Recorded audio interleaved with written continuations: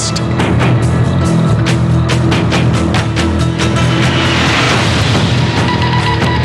And we are ready for the future. Now it's time for the world's largest democracy to decide.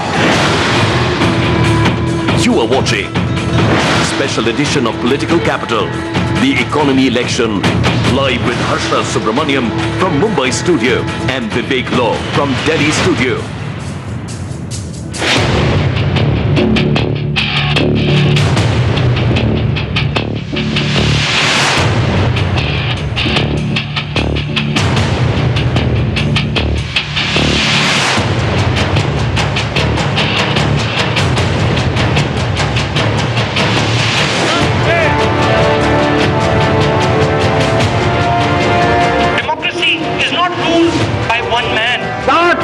शासक पसंद किए हैं, 8 महीने सेवक को देखे।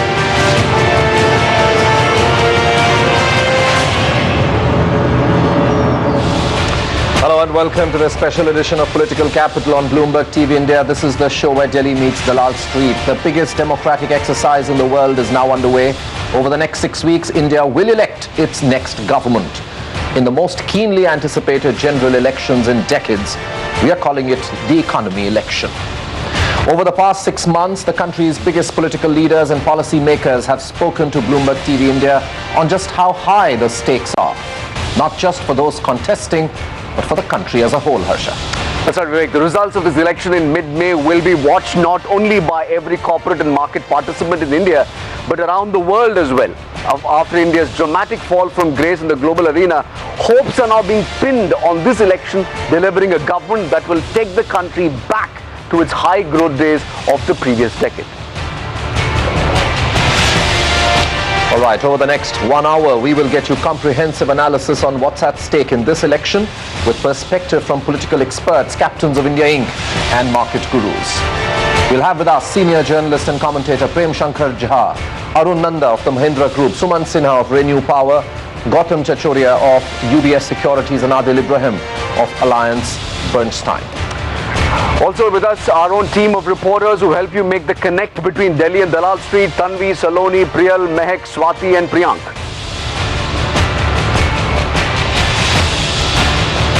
Tanvi, you go first. This election is setting many records, isn't it? The number of voters on the rolls, the number of personnel deployed by both the Election Commission and the security agencies.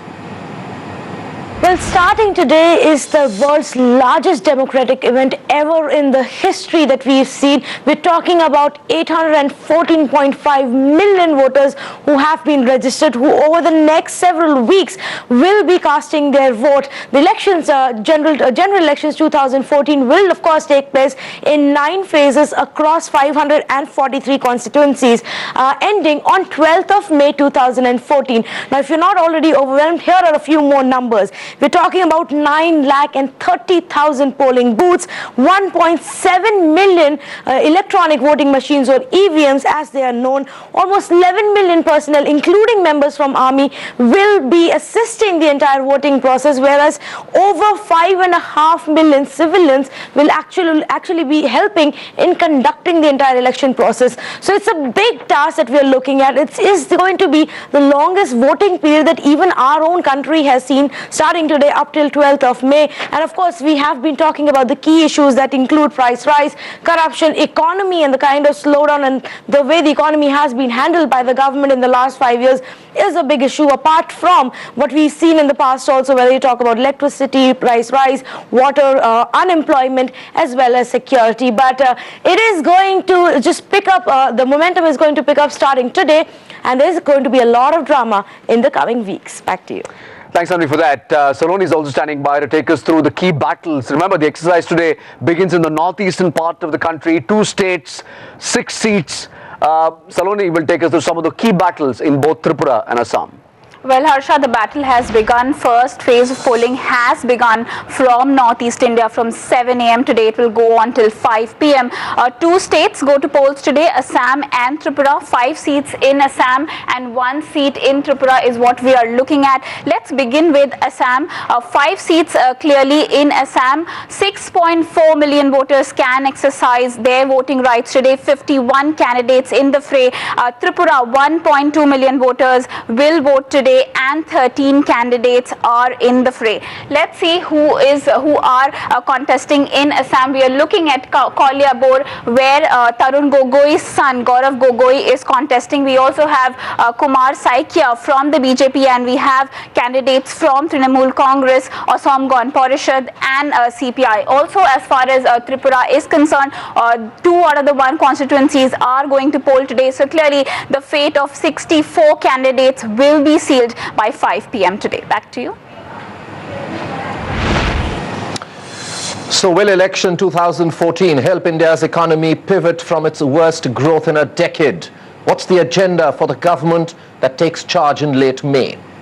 Joining me to discuss that are senior journalist and commentator Prem Shankar Jha, Arun Nanda of the Mahindra Group, Sumant Sinha, Gautam Chachoria of UBS Securities, and Adil Ibrahim. Thank you very much, gentlemen, for joining us.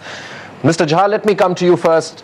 You're perhaps one of the most respected political journalists in this country. Let me ask you this question. How different, according to you, is this election going to be from all the previous ones that you've seen so closely? I think you summed it up in one sentence by calling it the economy election. I think the reason why the Congress has crashed is because the economy has crashed. And there is, in most people's minds, a direct connection between the two. This is not something that's happened. The Congress has tried to say that this is because of global recession. Very few people have bought it. In any case, even if this was true, and it of course is partly true, it doesn't change the fact that something like 40 million people who should have had jobs don't have jobs now. That the future for the young people is bleak. In 5 years, the total number of new jobs created, according to the industry ministry, is 2.3 million. When 10 million people come into the workforce, close to every year. These are the things that have absolutely destroyed the sense of security that had got built up by the previous 8 years of good growth, and the Congress will pay the price for it. There's, however, one other side to this. It's not just an economy election. It's also to do with the nature of government. When people are hurting, when their dreams have been smashed, they start looking around more closely at where things went wrong, and they have zeroed in on the kind of corruption and crony capitalism that we have here. They should also be zeroing in, and I think that that's not been done enough, on the complete lack of accountability in the bureaucracy, which means that you can go to them, you can ask for a license, your business may go out may require the license to be given to you in 3 weeks, and you get no answer for 3 months, and you can't sue anybody, you can't get any kind of restitution. So this powerlessness and insecurity are the two things that are behind the collapse of the Congress. And if the BJP or whoever wins, is likely to be a BJP-led government, as we can see, is able to fix these, that will be all. Now, one last point. Sure. It's very simple. You cannot have the highest interest rates in the world. In an economy that has a 0% industrial growth rate, just over zero, less than 1% for 30 months. Sure. This is completely unprecedented. And if your higher interest rates have not been able to bring down your price rise, then you should know that the two are not connected, and yet you continue for 7 years with a high interest rate policy, beginning January 2007. Arun Nanda, please come in on this conversation. What is corporate India's expectation? What do you think is the best possible poll outcome from corporate India's standpoint? See, I don't want to comment on the political part of it when you got such eminent people like Mr. Jha. But from an economy and business point of view, I think Mr. Jha summed it up very well. I think there was a total collapse of governance in the last few years. We did not see any action, and there was no punishment for no action. We believe whichever government comes into power will have to pull up its bootstraps. Some of the things that we are hoping, and I hope they happen, are one is simplification of things like GST, clarification of policy, but most important, I think we need to see the infrastructure sector open up, because we have seen how the national road network helped the rural economies and we saw a tremendous boost. I think if the infrastructure sector opens up and issues like coal mining, etc. are sorted out, you will see a sudden boost in both basic industries like automobiles, cement, steel. And I think the other problem which we are very worried about is employment generation, because I think we need to look at employment generation very seriously, and for that I personally believe we need to do three things. We need to encourage small and medium enterprise, because that's where maximum number of jobs come. We need to get availability of capital, availability of skilled labor, etc. at that level. The second thing that we are concerned about and we are hoping to see is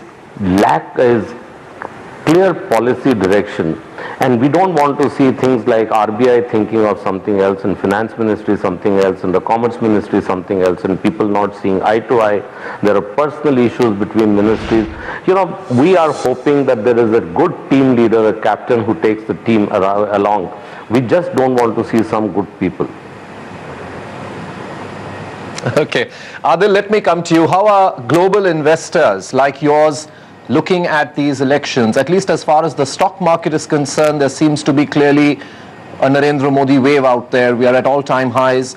How are you looking at the elections from where you sit? Yeah, I mean, in terms of the stock market reaction, there's definitely been a lot of foreign money coming in the last couple of weeks. But I think also there's also a big coincidence that at the same time, you're seeing some of the other emerging markets like Brazil, Russia, Turkey, China really struggling. So India's benefited to an extent. And I think with the whole Modi wave, you know, sort of twofold, you've had money come in. So there is a bit of euphoria in the capital markets. And I think foreigners are looking at it, and they're looking at all this sort of pre-poll election data that's coming out. And that seems to be getting stronger for the UPA government, unlike in 2004 when the numbers were sort of falling towards the start of the election. So I think people are looking at that. People are the investors are talking to their investments, to corporates, and everyone's looking at a significant major change. And so taking all those sort of factors into consideration, it's no surprise that the equity market has held up pretty well this year. And I think the market should stay firm running, throughout the election till the results are announced. All right, we just have about 30 seconds to go for the market opening at this point in time. All eyes are going to be on the Sun-Ranbaxy story. Remember, it's been a $4 billion deal. Priyank is in fact standing by to give us a quick heads up of how markets are opening today. Two big events. One is the corporate deal. The other, of course, elections underway. Priyank. Well, a whole host of cues as far as markets are up for opening itself. In the pre-open, remember, markets are indicating that could be a muted start, but it's extremely stock specific and what we're keeping an eye out for today. As you mentioned, Sun Pharma and Ranbaxy from the healthcare pack are the two big ones that will be in focus. Remember, BHAL also will be another stock to watch out for. You got the provisional numbers coming in. Keep an eye on that one, but it's all eyes as we count down to market opening as far as Sun Pharma and Ranbaxy are concerned. Let's get those two stocks up for you as well. It's a mega deal that's been announced this morning, and the reaction, Ranbaxy opening a little bit on the muted side, 458, 451. The implied valuation also indicated somewhere around 457 is what we've been picking up. 1.2, 1.6% lower, but it's Sun Pharma that you want to keep your eyes out on. Let's get that stock up. 1.2% higher. This one's clearly the winner in this entire transaction, considering the fact that it's an all cash, it's an all share deal, and no cash outflows taking place out here. 7 to 8 points higher, a 1.2, 1.3% gain on Sun Pharma. Let's get the benchmark indices up for you as well, and get a quick mention on the Sensex as to how it's opened up. The index up 35 to 20 points higher. All right, stocks that are on the move. I'll just pull up BHAL for you as well. That's the other interesting one that's in focus today. Provisional numbers for FY14 coming out. It's been once again disappointing, and the stock's down 2% is what we're seeing on that counter. Beyond that, SBI trading weak, 1.2% lower. You got ONGC, GAIL adding to some stress. The IT names, Infy, TCS, Wipro out here taking a sharp knock as well. HUL and Hero Moto in negative. Bharti's taken a huge knock today. Take a look at that, 1.7% lower on that counter is what we're seeing. So Bharti being one of the top losers in terms of trade right now. And beyond that, among the gainers, Tata Power, Tata Steel's holding on, Hindalco all showing some gains. So Hindalco is actually up nearly 1.7, 1.2% is what we're tracking right now. ITC also 0.5% gain. Sun Pharma, as we've been talking about that stock, up 1.2% currently. Let's get the Nifty up for you and get a quick mention there as to how the Nifty's been panning out with the marginal gains coming on the Sensex. The Nifty also higher by just 12 to 13 points, 31 gaining, 17 odd stocks or 18 odd stocks losing out. Quick mention on the names on the move as far as the Nifty is concerned.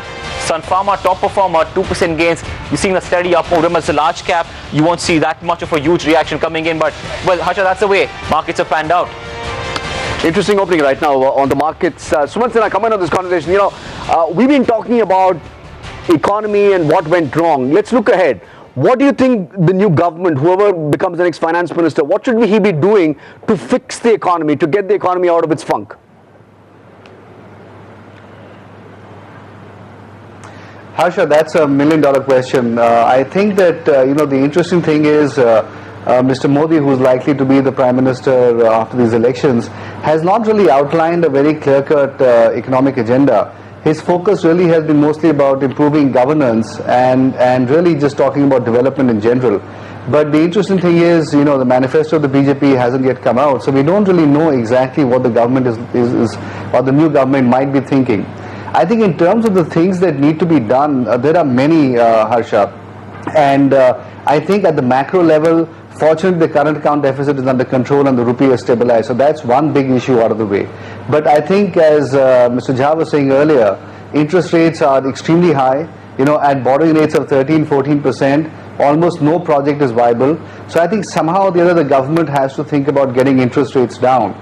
And that's really hard unless inflation starts coming down. And then it becomes this cyclical argument, because inflation won't come down unless you actually have supply side debottlenecking, and that won't happen unless investments happen. So again, it's a little bit of a mixed up situation, but I think where the government really needs to therefore focus on is to try to unlock the supply side, create better infrastructure, make sure the economy is more efficient going forward. There are lots of projects that are stuck at various stages that we're all familiar with. I think all of those somehow have to get out of their blocked situation. The other big thing is that banks are grappling with a significant amount of NPAs, and those are only going up. And I think somehow the government has to find a way of infusing fresh capital into banks to allow them to lend and thereby bring more liquidity into the system, which will again be useful to debottleneck the projects that are stuck at this point in time. I think beyond that, the government has to really, announce a few large programs, whether it is into restarting the road building program, whether it is, the industrial corridors getting a move on, whether it is new ports coming up, whatever it might be. I think there has to be a new sense of momentum that has to be created in the economy, and also a sense that there are new projects that are coming up, which will therefore lead to their own demand for a lot of infrastructural commodities. So I think that is the second thing the government has to do. The third thing that the government really has to think about doing is to give long-term visibility about the sectors that it really wants to focus on. I think at this point in time, one of the big problems for us in industry is that there is no long-term visibility about the aims of the government, which way the government wants to drive the economy. And behind that, there is so much, all the ministries pulling in different directions, bureaucrats not having a sense of where they need to move towards. So I think somehow the government has to outline a few of its key priorities, focus on the fact that these are my long-term sectors that I really want to go after, whether it is 24/7 power or whatever it might be. And I think really try to enunciate these programs and give a long-term roadmap so that equity capital that needs to come in can then start planning for how some of these sectors might evolve, and then make long-term business plans. I think that is very, very important at this point in time. Otherwise, at this point, if you look at the private sector, most people are licking their chops. Nobody really wants to get out of the kind of cautious stances that they've built themselves into. So I think that mindset change, I think, is very important for the government to somehow bring about. So I think the presentation of the first budget that will probably happen in the month of July, or probably early July, I think is going to be fairly critical in enunciating where the government wants to take the economy, and give that long-term sort of agenda of how to get the economy out of this mess. Gautam, let me come to you. You've been very closely researching these elections and have been coming out with very fascinating reports. Do you believe the markets are running up a bit ahead of their time? Good morning. Not really. Just to put things in perspective, markets are at all-time highs, but not really in dollar terms, not really in valuation terms. If you look at even now, after the sharp run-up, markets are still trading slightly below the long-term averages. So in that context, markets have not really priced in a lot of the euphoria expectations around a positive election outcome in our view. Yes, it has gone up. It's no longer as cheap as it was 6 months back. So in that sense, the risk reward has become less attractive versus 6 months back. But to price it in a euphoric scenario, very, very unlikely. Just to put some numbers in perspective, Indian equity markets have historically traded in the range of 12.5 times to 18 times forward PE multiple. The markets would be trading at right now around 14.5 times forward PE multiple, so just around the long-term averages of 15 times. So definitely not indicating any euphoria. The second part is what happens to the economy from various political outcome scenarios. Our base case is that the political economy has changed. So whatever you heard from the experts earlier does indicate industry, the population, etc. are not happy with the current economic environment, and this is what the politicians also get. The political economy has changed definitely over the last couple of years, and that's why you have seen even the current government, which most of the presenters were criticizing in this round, even they have changed course over last 1 year in terms of fiscal consolidation, policy stability, trying to engage with industry. But again, it's been a bit late in the day, and being just a pre-election year, obviously the impact is fairly limited in terms of industry responding in a short-term fashion. So in our view, that change political economy implies whichever government comes in will continue to do the course correction path. And one of the things we have written about is inflation, and specifically food inflation.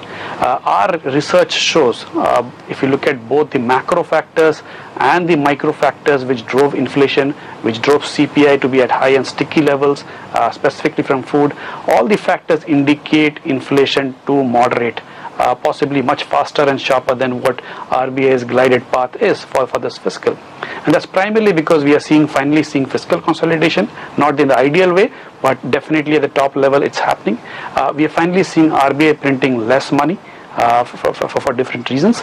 And even the micro level, a lot of the factors driving food inflation in a vicious price wage spiral is now unraveling on the other side, be it NAREGA or MSPs or various other smaller factors. So that also is one of the big hopes we have for the macro environment. The big googly obviously always remains oil in India's case, which again our global view is much more constructive. We don't see oil spiking up. In fact, we see oil moderating. So if you put all these things together, political economy, inflation, it does seem to indicate a bottoming out of the recovery. But just a caveat, when we are fighting inflation, when we are looking at the bottoming of the economic cycle, the recovery will be a gradual recovery, because the fiscal limitations are serious. Even for a new government to come in and kickstart any big investment programs or infrastructure programs will be difficult given the fiscal challenges, because it won't like to restart the inflation fire in India. So that is the challenge we face. So in our base case, we will see a gradual economic recovery. Again, if you have a more stable, strong government, it can definitely help in accelerating the recovery process, both from a sentiment perspective as well as having a more clearer long-term vision for the economy. Mr. Jha, the big question which everyone, at least in the stock market and India Inc. has, is will Narendra Modi win these elections and be the next Prime Minister? What is your own assessment? I think that the BJP will and its partners will form the next government. It's because they do not have there's nothing against them. I mean, there is no alternative. The Congress has collapsed. The third front has not been able to come together. even the non-BJP elements have not even been able to say, well, we have a certain program. We agree at least on what we want to do for the country. So this is different in this way from what Narendra Modi and the BJP are saying. So you've got to a vote on one side for something that is concrete being offered or suggested, however vaguely that's been put in sort of omnibus terms. On the other side, nothing. We'll wait and see what happens, and then if there is a space for a third front, we'll try and cobble together an election. In this time of an economy election, I don't think many people want that. So that there's a crucial percentage of the vote that is going to swing to the BJP, which will make all the difference. And the longer that the opposition remains dormant, the bigger the swing is going to be. However, may I just add one thing here? Everybody I've heard has said two things. One, that we have to de-block supply side problems in order to be able to control inflation. If inflation is from the supply side bottlenecks, how does raising interest rate help? Who on earth would have thought that we would hear this kind of economics? I've been a student of economics and I've taught economics now for 48 years. And I remember very well the 1980s when Britain was struggling with the question of demand pull and cost push inflation. And in fact, the whole Maggie Thatcher revolution took place to break cost push inflation. You know, now we have cost push inflation here. I've heard everyone describe that, and yet not one of you has said that the answer to that is not to keep raising interest rates. If you raise interest rates in the face of a cost pull inflation, you get stagflation, and that's exactly what we have now. You need only one small thing to bring down to start growth immediately. The first thing you need to do is to bring down inflation rates to half of where they are today. That's what Yashwant Sinha had done between 2000 and 2002. And you saw the takeoff. The second is, with the rise in revenues that will take place, use it to simultaneously keep down your government, your non-planned costs and your expenditures, and bring start bringing the fiscal deficit down that way. To try to bring down fiscal deficit when you've got an economy with no growth means that you're killing everybody. The fiscal deficit can only be brought down from the increment in tax revenues. Look at the history of America in the 90s. I'll stop there. All right, we will come back to you. Our eminent panel stays with us. We take a quick break here on Political Capital. We put the focus even more on the front runner in this election, Narendra Modi, when we come back.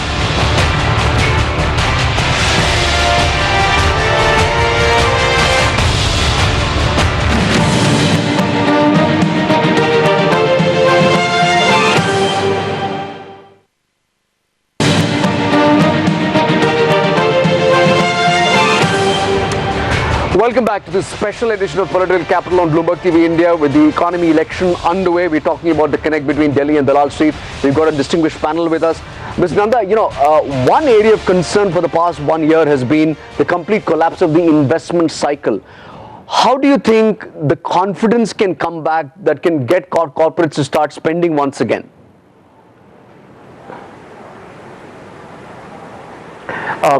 You absolutely hit the nail on the head, because in our boardrooms we believe the fundamental of the economy are still right. The three things which were holding back decision making on major investments is high inflation rate, which moves your bar very high up to get a good high IRR.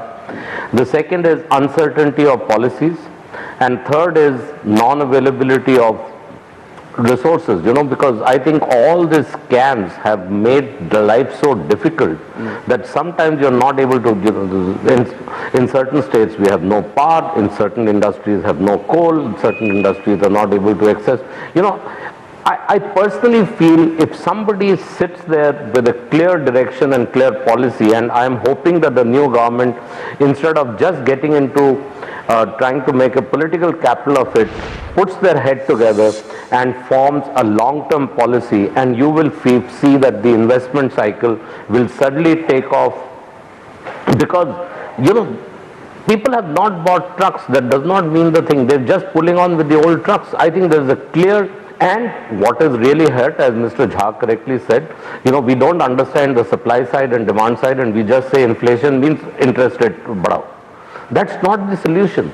In fact, if you make capital, because most of the buying today by young people, whether it is in the real estate sector, whether it is in the automotive sector, whether it's in the FMC, whether it's in the white goods, durables, or investments from the thing, you need to get the interest rates down to kickstart this economy.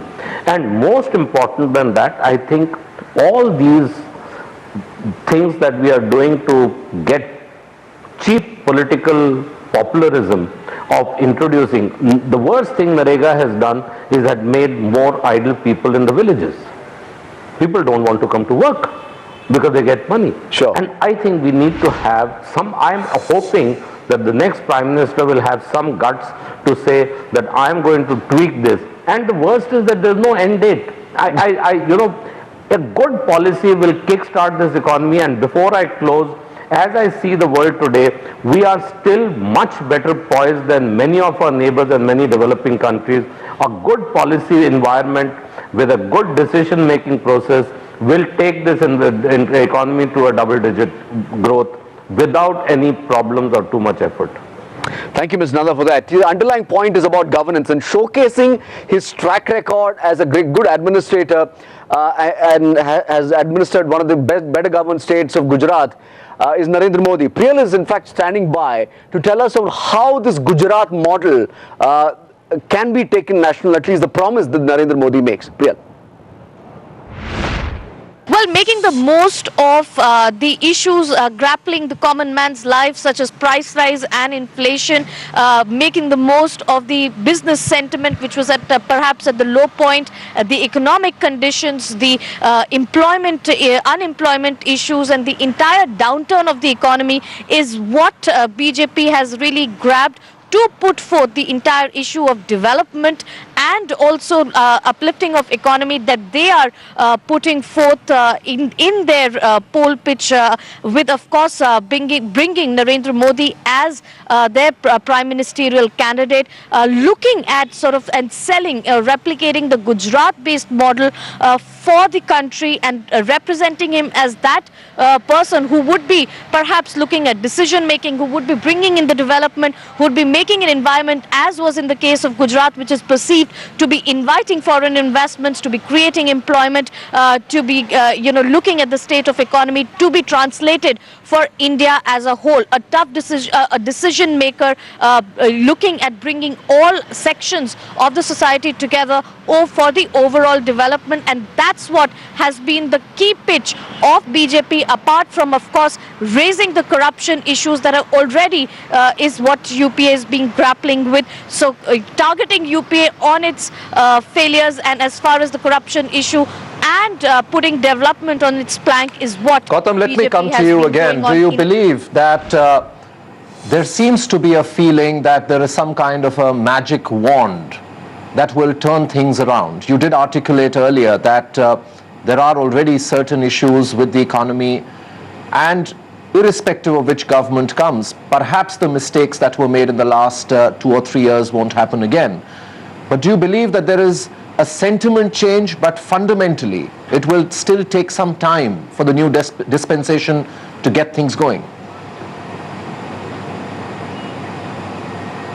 Yeah, so 3 things. One is based on discussions with investors. Yes, some of them are much more hopeful around the BJP-led government. Secondly, in terms of what can help accelerate things beyond governance, sentiment does play a big role, both among investors and corporates, and it can help lead or drive a virtuous cycle. In terms of making cheaper capital available, in terms of making corporates much more willing to invest, and that itself creates a virtuous cycle. So sentiment is a big factor, which is difficult for all of us to model or build in, but it's always something which we should not ignore. And third is in terms of tangible steps. So tangible steps, obviously the central government machinery will be far more difficult. The parliamentary arithmetic could be far more difficult. And if you look at India's long-term reform agenda, we've had a lot of the product market reforms, but factor market reforms are still lagging in India. And in areas like land, labor, capital, etc., there's still a long way to go. And that would require a lot of parliamentary arithmetic backing. So that could still yet be challenging. When we talk about fiscal, etc., that will be a challenge more in the near term in terms of what the government can do in terms of kickstarting the investment cycle. And we have to, again, my view is different from the other eminent speakers in terms of supply side and inflation issues. And in that context, our views are very similar to what the RBI Governor Dr. Rajan has been saying, that inflation has to be brought down, and that's the only best way to sustain high levels of growth for the Indian economy. And if we continue on that path, that does limit what the central government can do in the short term in terms of spending in the economy or in terms of driving up investment cycle purely from government spending perspective. But there are a lot of things which it can do. And I think the biggest solution which all of us have been talking about for the last few months is getting the stuck projects back on track. That itself can be a big unlocking of the economic cycle in India. Sumant, come in on this. You know, while everyone has spoken about UPA's failures, it's found itself in an extremely difficult spot, hasn't it? I take the point about lack of governance. I take the point about some of those coal supplies, some of those, despite the fact that you got the investment commission coming in, you've not seen too much of results. Yet, it found itself in an extremely difficult spot.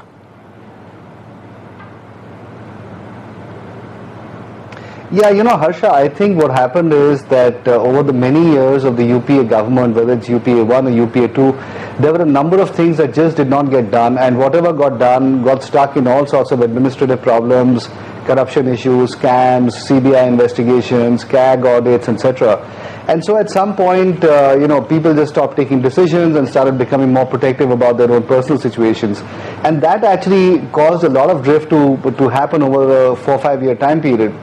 And this is actually what has then resulted in issues around, and actually when you couple that with the concept of bidding that we have, where people become very aggressive when the bids happen, just to get some of the projects, some of the assumptions that people have taken then sometimes don't work out.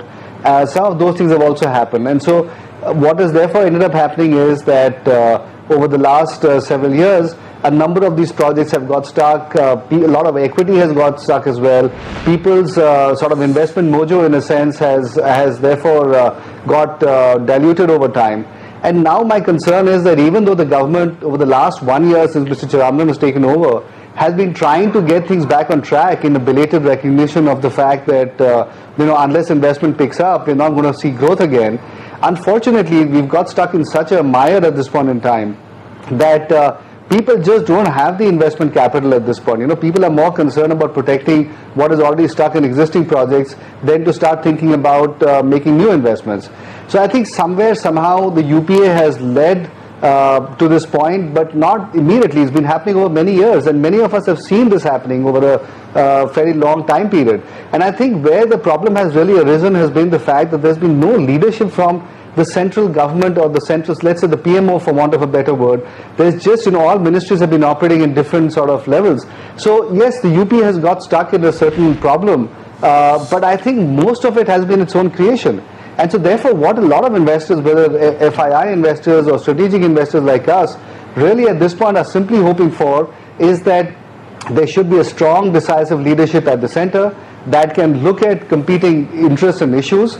And ultimately, politics is all about making decisions where competing issues are at stake and conflicts are at stake. And so we really just need somebody at the center who can actually just bash heads together, take certain of these decisions which need to be taken. And I think that itself will lead to such a change of the investment philosophy and mindset that you'll probably start seeing a lot of foreign investors coming in. As they start coming in, they'll be coming in with equity capital. You have a lot of very good entrepreneurs in India and promoters in India. There are, as Arun said earlier, a number of significant opportunities yet for investment. India has demographics working on its side. We have a very strong demand-based economy. So I think it doesn't really take a lot to uncouple from where we are at this point. Yes, there will be issues about trying to meet the fiscal deficit maths and all of that. But I think strong leadership, and I think couple that with stronger sentiment, I think that in itself will lead to a very significant change over the next 1 or 2 years, and you'll start seeing growth pick up perhaps within a year's time or 2 years' time. And I totally agree with Arun. There is no reason for us not to be looking at 9 or 10% or even more growth rates going forward. And I think, therefore, from that standpoint, India is actually poised, hopefully with this election going through, positively, leading to a stable government, for a fairly good scenario going forward, because a lot of the ills of the past, corporates have been deleveraging slowly and gradually. So, the platform has been sort of created now. And I think the next 1 or 2 years can actually sort of lead to more consolidation, but then fairly significant growth from there on. And you'll start seeing people positioning themselves for that even as soon as these elections are over. Mr. Jha, let me come to you back again. One of the terms we've heard repeatedly has been the Gujarat model.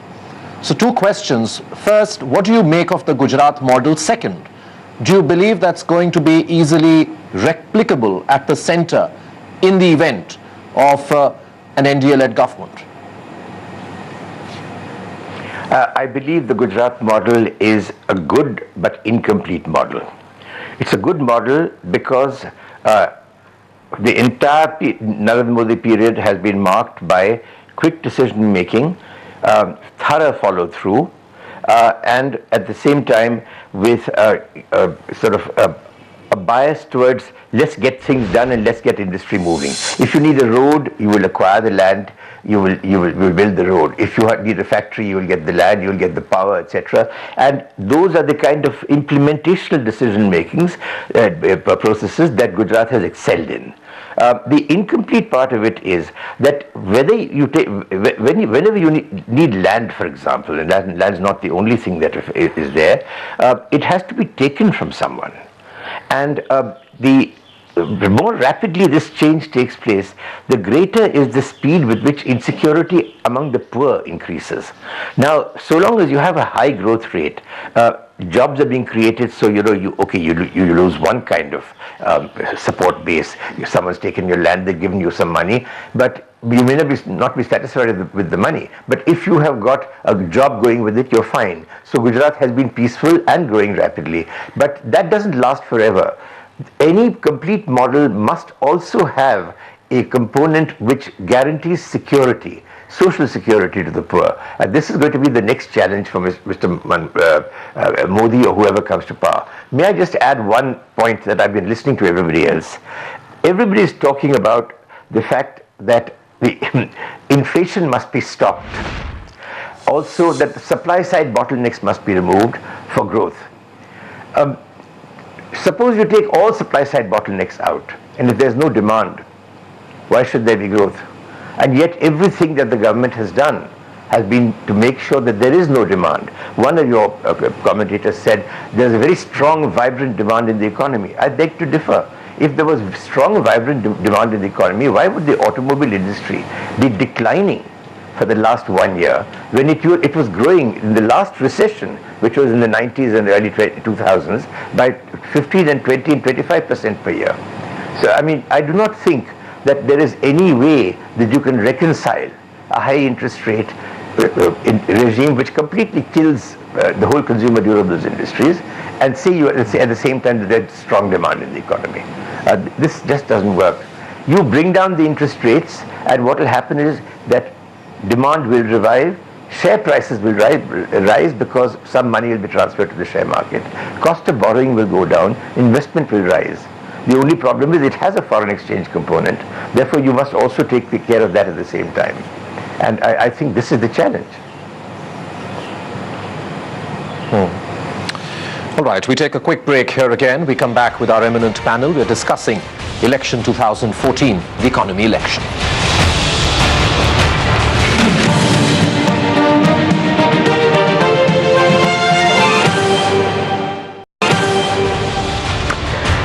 Welcome back. You're watching the special edition of Political Capital. Let's get back to our distinguished panel for their final set of arguments. Sumant Sinha, let me play devil's advocate. What if there is a fractured mandate? What if we don't have a decisive government being elected? What does that mean for corporate decision making? Do you think we're going to be, it's just going to accentuate and intensify this flux? Yeah, Harsha, just to quickly comment on a point I made earlier, I was saying that there's a lot of latent demand in the economy, not that there is actual demand right now. Given the fact where interest rates are, it's very clear that demand has actually got compressed very badly, which is actually, in fact, exactly what we don't require. But I think if interest rates were to go down, there is, in fact, a lot of latent demand that will come out. To answer your specific question, Harsha, I think having a fractured mandate at this point would frankly be a total disaster. I think given the fact that we are poised at such a fragile sort of point in the Indian economy, I think it is very clear that we need a very strong hand to run the economy. We need very clear decision making, and the worst thing that can happen is you have a third front type government supported from the outside by somebody else. It won't be clear as to what the economic policies are going to be. We don't know what and how the new government sort of makes decisions going forward, and what the overall philosophy is going to be. And so that is actually going to set everybody back, because at this point there is a hope that in fact things will improve, and if in fact that hope is dashed, then that will in fact I think lead to a worse sentiment than in fact even we have right now. So I would hope, Harsha, that all said and done, we have a stable government. Whether the NDA ends up getting 240 or 250 or 220, perhaps at some level does matter, but it does still look like it's going to be an NDA government. That's what the market has factored in. That's what corporate India has factored in for the time being.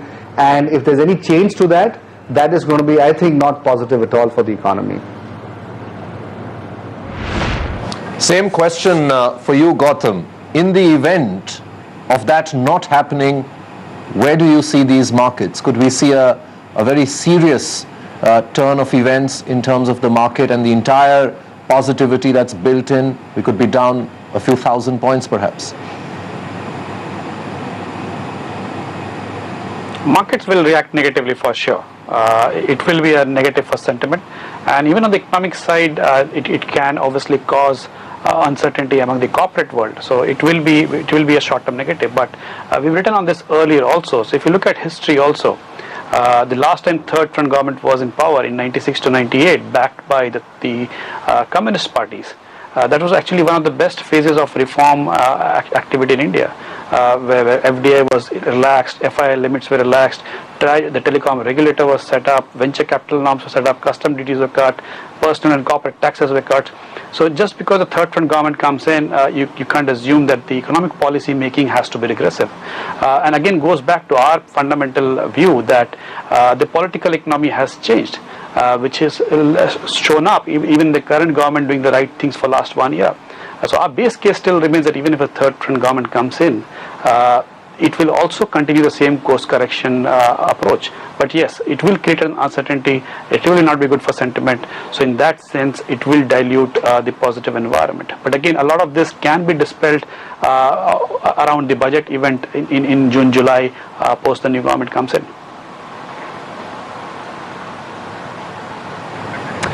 Gautam, one point I want to ask you about the Aam Aadmi Party. Most people that we spoke to, specifically in the markets, seem to be extremely jittery about the Aam Aadmi Party. How are you feeling about it? At this point in time, what is being factored in at all? Many people believe that they're going to play the role of a spoiler in many of these seats. Do you still consider Aam Aadmi to be a spoiler? Do you think it's still negative news from a market or an economy standpoint? So we don't have a formal view on that in terms of what they can do or cannot do, but the opinion polls indicate that they are unlikely to have an impact. Our discussions with investors and corporates indicate that at best remains a tail risk, not a significant risk in terms of impacting outcomes. But on the other hand, in terms of again going back to the economic policy making, again a lot of their comments are not necessarily out of sync in terms of getting the economy back on track. So I won't have a formal official view on that, but markets and corporates are not really worried as of now. They were worried 3 months back, but as of now, not really worried.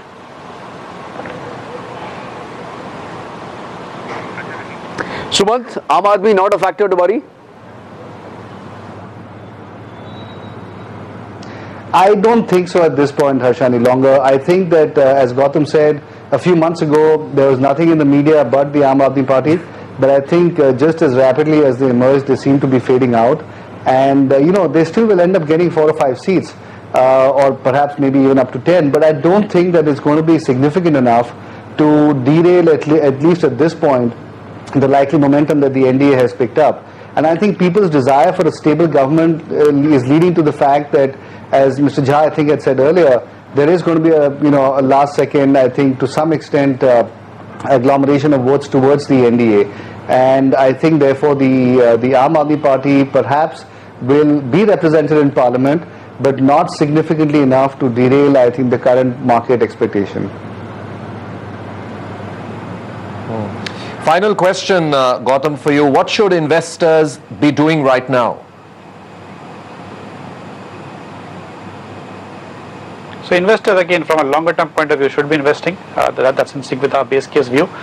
Purely from a short term point of view, obviously investing at this point does presume a view on the election outcome. In our view, a positive election outcome is still not priced in. So you will see a market pop up from current levels also if we have a positive outcome. And obviously the outcome is disappointing if a third front government comes in, then there is downside, a significant downside from current levels. So in the short term, it's a bet on the election outcome, not necessarily on the fundamentals. All right, gentlemen, we leave it there. Thank you very much for joining us on this special edition of Political Capital. Of course, over the next month and a half, we will keep bringing you the best analysis with the best commentators in the business. Thank you very much for watching this special edition.